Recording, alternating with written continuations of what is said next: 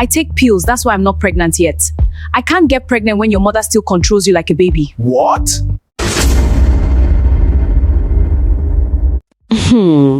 Lagos never sleeps.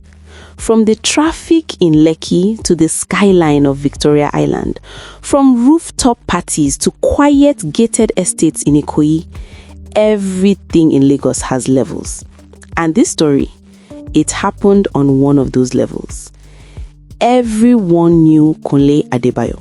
30 years old, tech investor, real estate plug, soft-spoken, always neat, always respectful. But there was one thing people didn't know.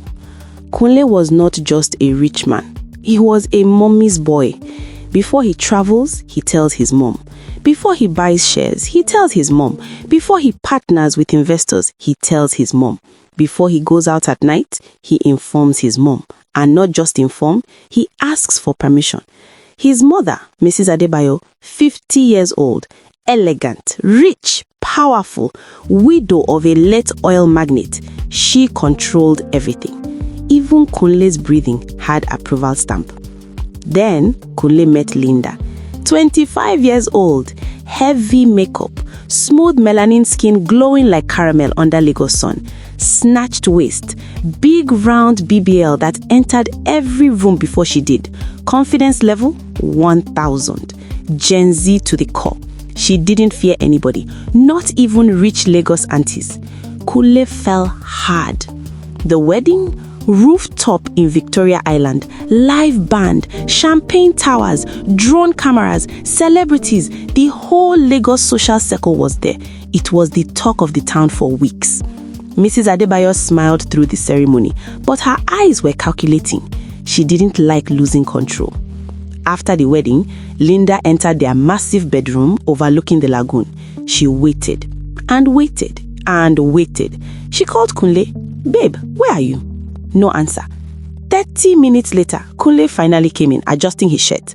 "Where were you?" Linda asked. "I was in my mom's room." "For what?" "I went to ask her if I can start sleeping with you."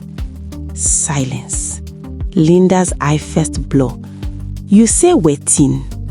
"I said I asked my mom if..." "Shut up." Her voice echoed in the room. Kunle froze. She stared at him like she just discovered she married a child. But that night, they made love. And when they finished, Linda quietly took a pill. She wasn't foolish.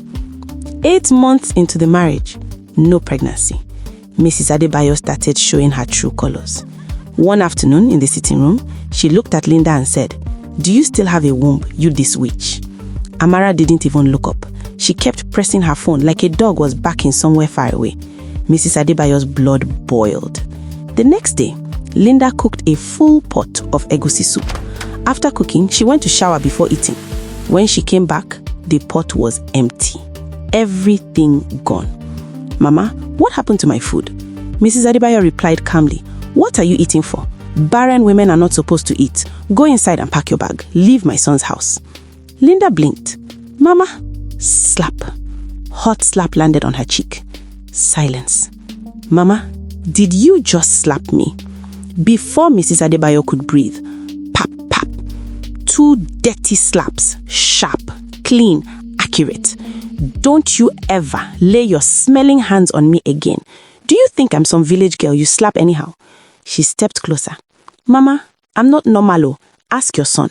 If you try it next time, you won't be alive to see your son again." She leaned closer. "It's called aura for aura, Mama." Mrs. Adebayo stood there, hand on her face, shocked. Nobody had ever touched her like that. When Kunle returned from work, Mrs. Adebayo ran to him crying, "Your wife has killed me, oh. She beat me blue-black, all because I asked her to give us children." Kunle frowned. "Just like that?" "Yes, oh, just like that." Kunle stormed into the bedroom. Linda was applying skincare after her bath. Glow routine, calm, unbothered. "Why did you beat my mother? Because she asked for grandchildren." Linda slowly turned. "Is that what she told you?" "She threw away my pot of food. She said I don't deserve to eat because I'm barren. She slapped me first." Kunle stood there confused. Linda dropped her serum.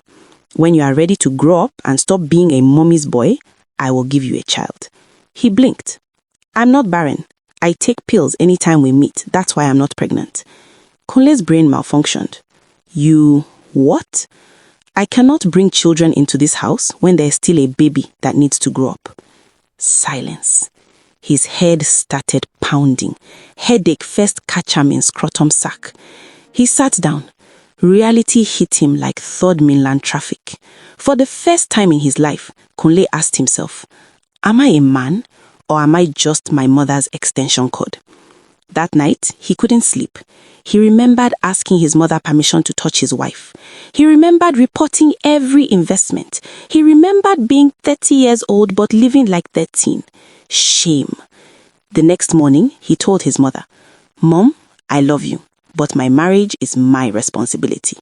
Mrs. Adebayo laughed. Is that girl controlling you? No, Mom, I'm controlling my life. From that day, things changed. He stopped reporting every movement, stopped seeking permission, stopped oversharing, only necessary information. Mrs. Adebayo realized slowly control was slipping. 3 months later, Linda stopped taking pills. Peace entered the house. Less tension, more communication. One morning, she walked into the living room holding a test kit. Kunle? He looked up. She smiled. 2 lines. He froze. Then he laughed. Then he cried. He hugged her. 9 months later, in a private hospital in Lekki, twins, boy and girl, healthy, beautiful. Mrs. Adebayo came to see them. She carried the babies. For the first time, she spoke softly to Linda. I'm sorry. Linda smiled slightly. Aura for aura, Mama, but we can reset. Marriage is not mother and son business. A man must grow, a woman must stand. Respect is not weakness. And sometimes, the only language some people understand is aura for aura.